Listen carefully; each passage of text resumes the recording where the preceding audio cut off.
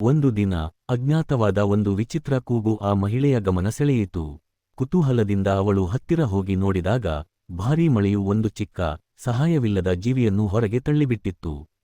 ಸಣ್ಣ ಹೂವಿನ ತೋಟದಿಂದ ಅವಳು ಅದನ್ನು ಎತ್ತಿಕೊಂಡು ಅದರ ನಾಜೂಕಾದ ದೇಹದ ಮೇಲೆ ಅಂಟಿಕೊಂಡಿದ್ದ ಮಣ್ಣನ್ನು ಎಚ್ಚರಿಕೆಯಿಂದ ತೊಳೆದುಹಾಕಿದಳು. ಇನ್ನಷ್ಟು ಹುಡುಕಿದಾಗ ಅವಳು ಇನ್ನೂ 6 ನವಜೀವಿಗಳನ್ನು ಕಂಡಳು.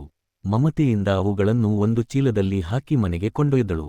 ಮನೆಗೆ ತಲುಪಿ ಅವಳು ಅವುಗಳನ್ನು ಸ್ವಚ್ಛಗೊಳಿಸಿ ಶುದ್ಧವಾದ ನೀರನ್ನು ಕೊಟ್ಟಳು. ಆದರೆ ಮರುದಿನವೇ ಒಂದು ಮಗು ಮರಣದ ಅಂಚಿನಲ್ಲಿತ್ತು. ತಡವಿಲ್ಲದೆ ಅವಳು ಅದನ್ನು ತನ್ನ ಕೈದವಳಿಯಲ್ಲಿ ಹಿಡಿದು ತಾಯಿಯಂತೆ ಸಣ್ಣ ಒತ್ತಡಗಳನ್ನು ನೀಡಿ ಅದನ್ನು ಜೀವಕ್ಕೆ ಮರಳಿಸುವ ಪ್ರಯತ್ನ ಮಾಡಿದಳು. ಅದ್ಭುತವಾಗಿ ಆ ದುರ್ಬಲ ಜೀವಿ ಮತ್ತೆ ಬಾಳಿಗೆ ಮರಳಿತು. ಅದನ್ನು ತನ್ನ ಕೈಗಳಲ್ಲಿ ಹಿಡಿದುಕೊಂಡು ಅವಳ ಹೃದಯದಲ್ಲಿ ಪ್ರೀತಿ ಮತ್ತು ಪ್ರಶ್ನೆಗಳು ತುಂಬಿಕೊಂಡವು. ನಕ್ಷತ್ರ ಚಿಹ್ನೆ. ಇವು ಯಾವ ಪ್ರಾಣಿಗಳ ಮಕ್ಕಳಿರಬಹುದು? ನಕ್ಷತ್ರ ಚಿಹ್ನೆ. ತಾನು ಪಡೆಯುತ್ತಿದ್ದ ಸಣ್ಣ ಸಂಬಳದ ನಡುವೆಯೂ ಅವಳು ಮೇಕೆ ಹಾಲಿನ ಪುಡಿ ಖರೀದಿಸಿ ಹನಿ ಹನಿಯಾಗಿ ಅವುಗಳಿಗೆ ಕುಡಿಸುತ್ತಾ ಹೋದಳು.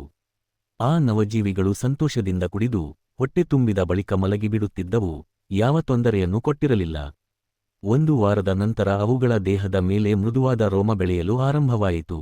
ಕಣ್ಣುಗಳು ಇನ್ನೂ ಮುಚ್ಚಿದ್ದರೂ ಕೆಲವು ಚಿಕ್ಕ ಹೆಜ್ಜೆಗಳನ್ನು ಹಾಕಿ ಜಗತ್ತನ್ನು ನೋಡಲು ಪ್ರಯತ್ನಿಸುತ್ತಿದ್ದವು. ಅವುಗಳನ್ನು ಕೈಯಲ್ಲಿ ಹಿಡಿದಾಗ ಗೋಳಾದ, ಮುದ್ದಾದ ಮುಖಗಳಿಂದ ಮನಸ್ಸು ಕರಗುವಂತಿತ್ತು. ಕೆಲವರು ಹೇಳಿದ್ದರು ಅವು ಇಲಿಗಳಂತೆ ಕಾಣುತ್ತವೆ ಎಂದು, ಇನ್ನೂ ಕೆಲವರು ಅವು ದೊಡ್ಡ ಆಳಿಗಳ ಮರಿಗಳಂತೆ ಕಾಣುತ್ತವೆ ಎಂದರು. ಆದರೆ 1 ತಿಂಗಳ ನಂತರ ಅವಳ ಮಮತೆಯ ಆರೈಕೆಯಲ್ಲಿ ಸತ್ಯ ಬೆಳಗಿತು. ಅವು ಸುಂದರವಾದ ಬಿಳಿ ಮೊಲಗಳು. ಇತರರಿಗೆ ಮೊಲ ಎಂದರೆ ಆಹಾರವಾಗಬಹುದು.